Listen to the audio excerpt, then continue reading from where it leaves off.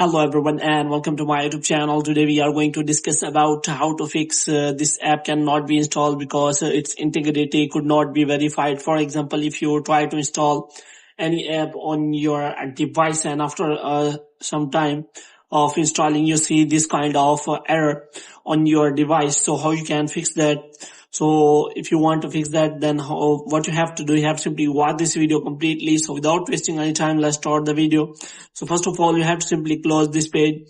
So if you install any kind of app from the App Store and after that you see this kind of error, there are many reasons for that. One of the reason is that you have not properly installed the app from the App Store. For this, what you have to do, you have to simply search the app on the App Store again and you have to reinstall the app.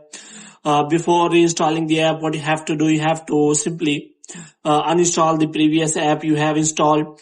And the next thing you can do is you have to check whether you do not miss any kind of registration with the app or you have installed the app. Moreover, you can also check the integrity of that app on the App Store or any kind of the Apple Store so that you can simply check whether this app is not harmful for your device. In this way, you can simply check for that. Moreover, you can also check your internet connection, whether it is working properly or not. So for this, what you have to do, you have to simply turn on the airplane mode for some second and after that, you have to simply turn it off again.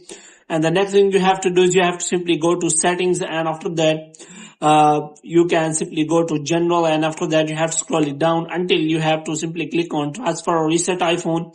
So here you have to simply click on reset and after that you have to simply reset all of your network settings. And after that you have to try to install the app again.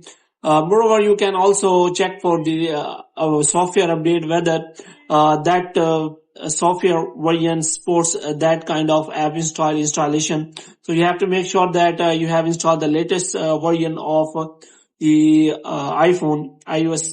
So hope you have liked this video. If you get more videos like these, you can subscribe our channel.